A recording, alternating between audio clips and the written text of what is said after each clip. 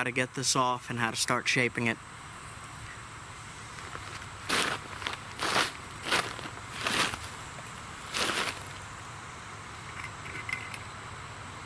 So usually what I do is I take a long nail or a screwdriver, put it in the bottle, put the top back on,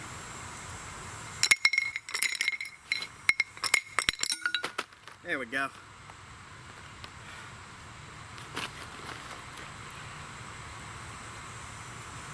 Alright, so I'm going to use copper because it's easier to get. It's easier on my shoulder. And I'll show you how I do this. Hopefully it don't break. It's glass. Sometimes it'll break. Let me see if I can zoom in a little more.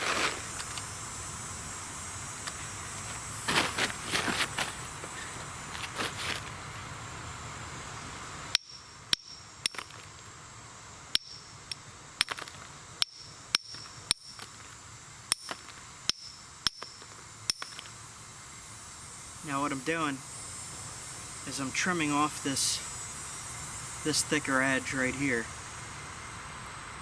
and making it thinner.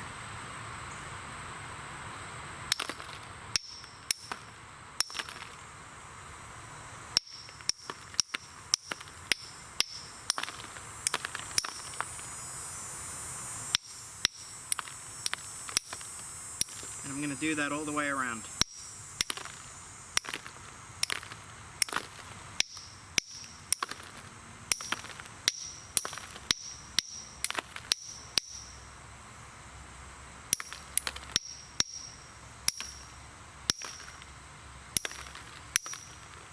Now what I've found is once you get it to where it's shaped like a even disc,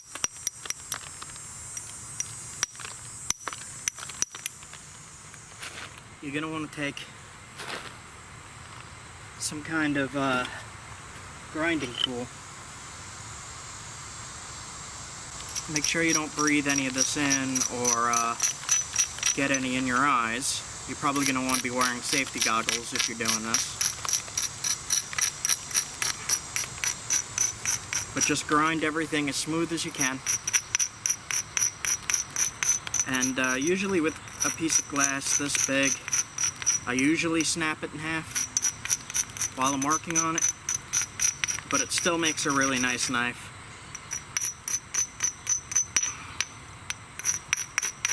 And we'll see how this goes.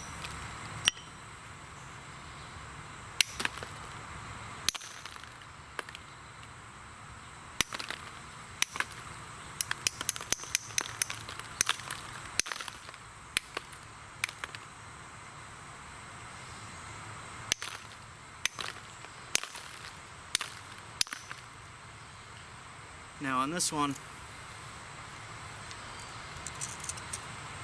it took off more of what I'm looking for. It's thinning this out. And that's a razor sharp, so be careful. Okay. I mean, if you look, you can see how curved that is. You have to get this whole curve off. And it's difficult to do.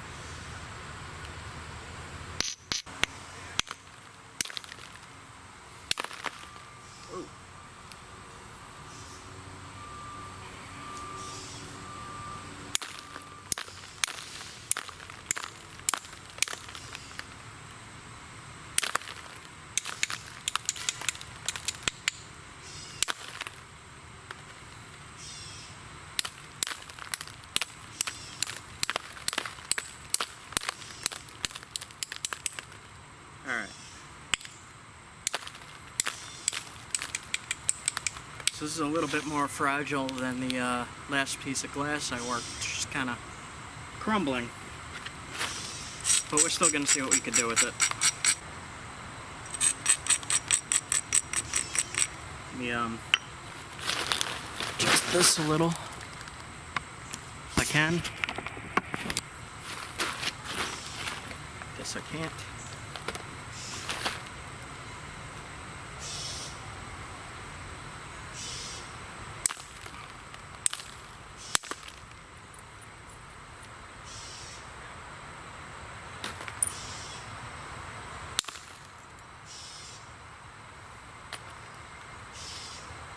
So what I'm doing is, if you look at where the ledge on here, the edge, is actually lower than the center of the piece, I hit straight into it and then down.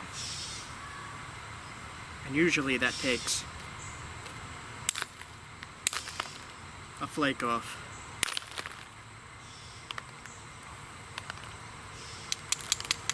And then you just shape it a little. And always, especially with glass, always keep grinding to make sure that it don't just crumble. That it don't just crumble on you when you're hitting it. Now this is going to be a smaller knife.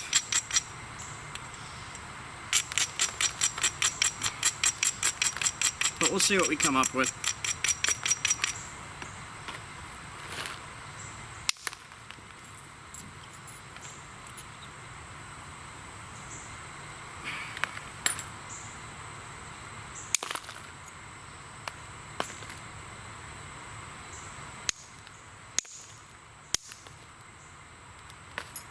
So now if you look, we got flake scars all over that edge, so we're going to start working on the other side now.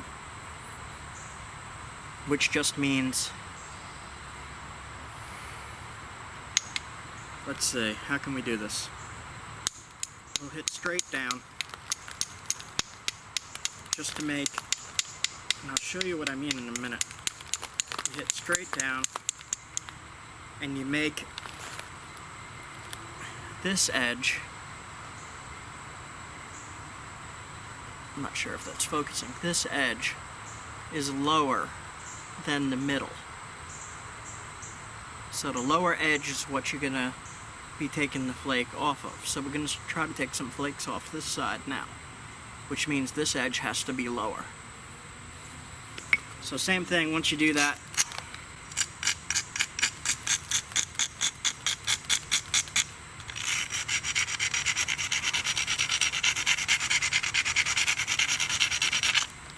this is where it gets a little bit tricky, because the flakes generally don't want to run as far across a flat surface, I've found, with the way I nap, at least.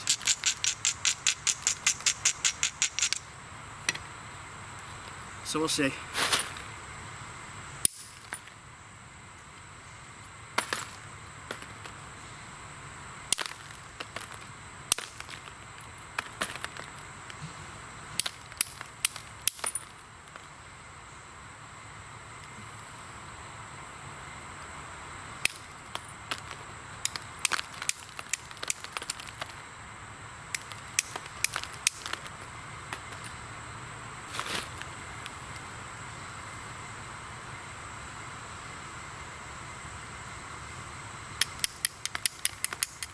So once it starts getting down to a smaller size, you're going to want to switch to a different tool,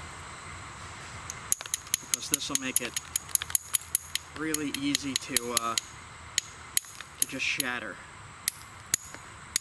at this stage. So get your basic shape.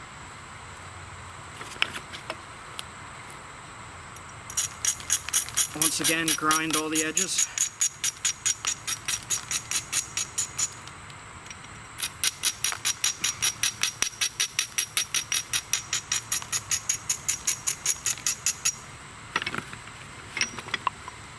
And then, usually I would use antler, but today I'm going to use copper.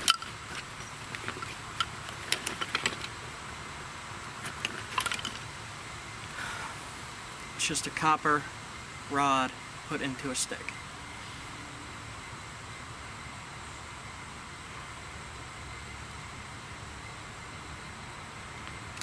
And it's the same thing really, you just, instead of hitting, you're pressing pressure.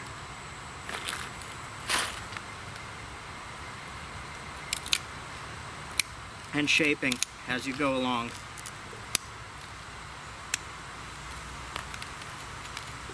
Now I want to make sure that I have enough room on here to put it on a handle when I'm finished.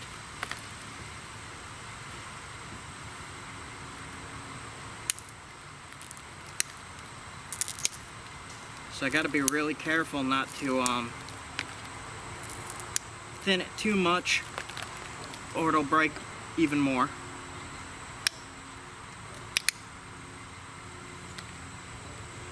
But we still have to get the thicker parts off. This is a thick part right here and down here. So I'll do what I can. But this sometimes doesn't always work out the way you want it to. So if you fail and the piece breaks, don't get discouraged.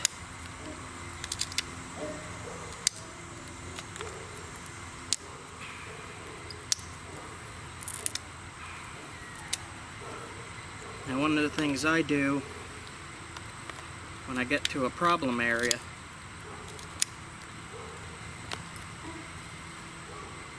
is I really grind it.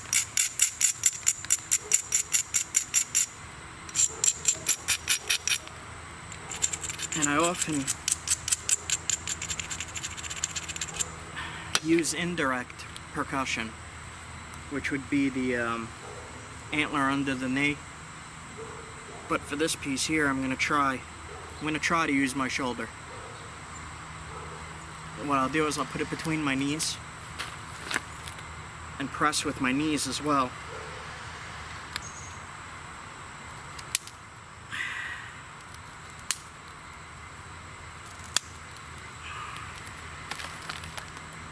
And that got rid of most of the problem.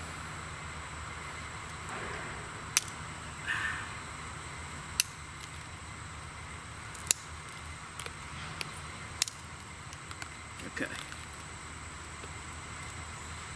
So I'll continue to shape the knife.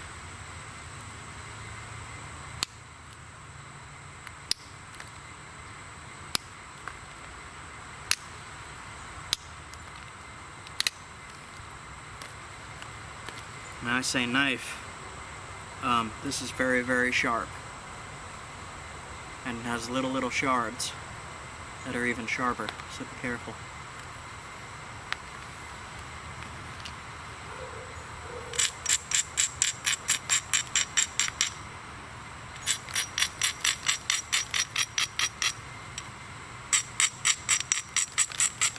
Alright, I'm going to try to speed this up.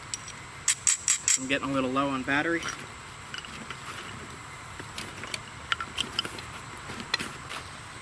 So usually, if I speed up and I try to take shortcuts, it usually breaks. But you see we already got a basic knife shape. This is really sharp. So, whatever happens, happens now.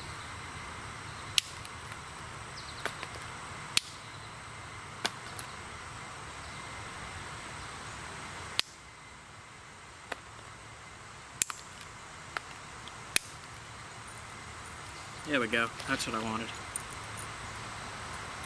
So this piece here was really thick on top, and I thinned it out. So I just got a few more spots on here to do like that, and we're good to go.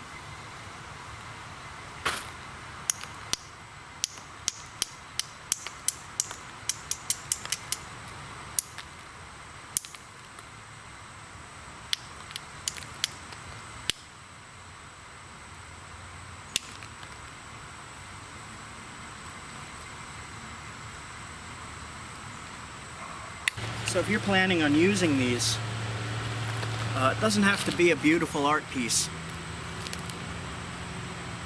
So far, so good. It just has to have a cutting edge. And I like them to be symmetrical at least, so I'll fix this up a little bit. And with glass, you're going to want to try to save as much space as possible, because as you cut with it, it's going to need to be resharpened by doing what I'm doing here. You're taking the edges off and creating serrations.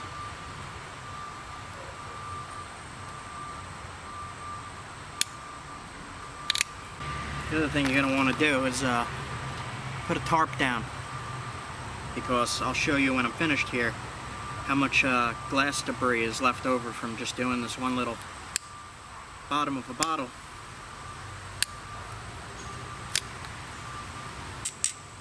Now, for it to be a knife, it doesn't have to be something huge. This will clean a deer, this will skin a deer easily. It'll just have to be resharpened a bunch.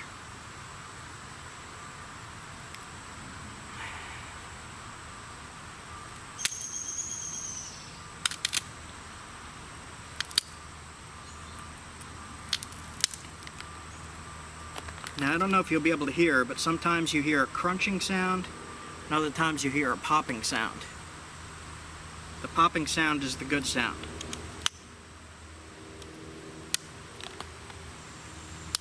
That one is the good sound.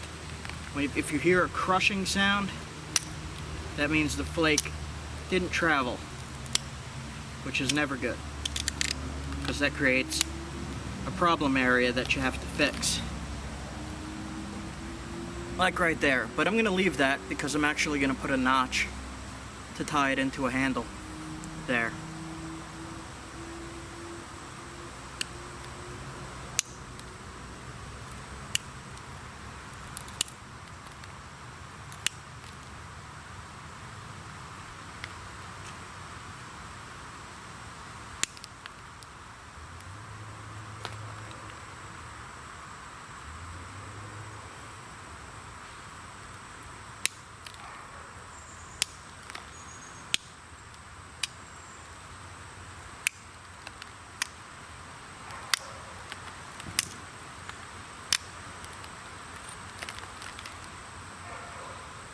It's getting there. It's curved on this side, but I kind of want it to be straight so you can stab right in, which means I'm going to lose some of the width on the knife to make it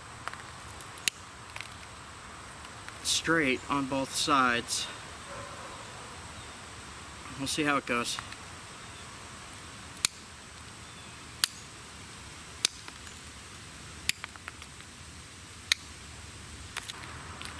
Alright, this is actually getting a little too small for my liking, so we're going to leave the curve in it, and we're going to sharpen it up now and put the notches in. I've heard people say that the notches are the hardest part, but really what you're doing is you're just creating a deeper flake.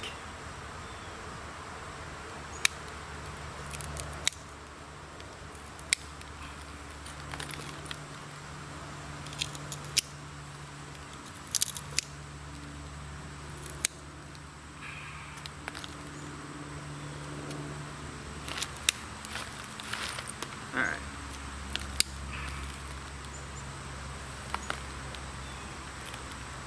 There's one notch. I'll try to get the other side on camera this time.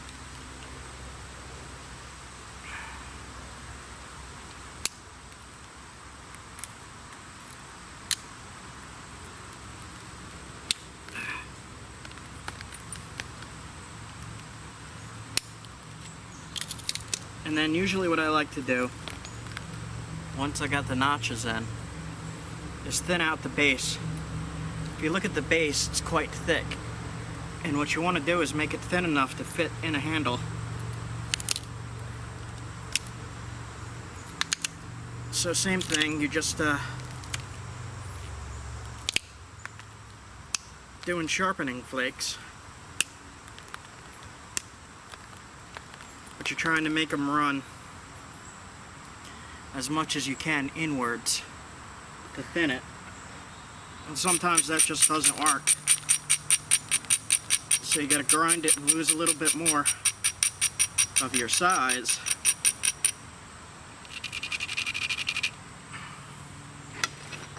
Now, since I messed up on the base and made it so thick, this is not suggested. I do not suggest you do this or you might break your whole piece. But I'm going to try it anyway. If it breaks, it breaks. Alright.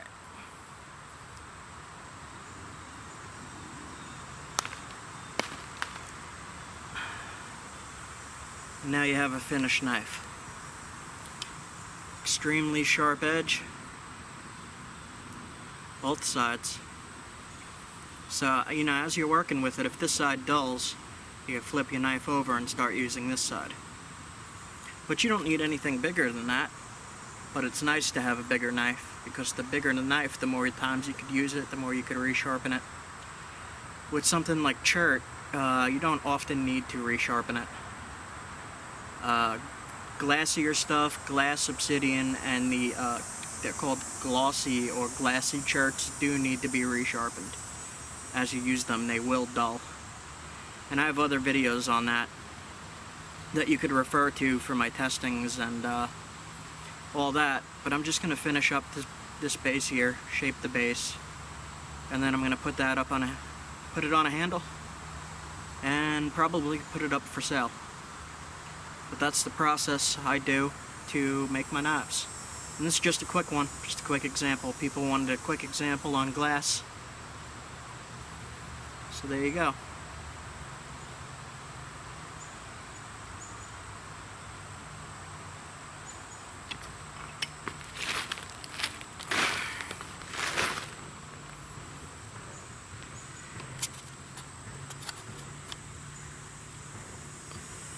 Make sure you put the tarp down. All that is razor sharp.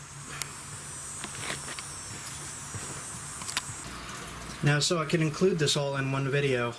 This is the same bottle, same kind of bottle.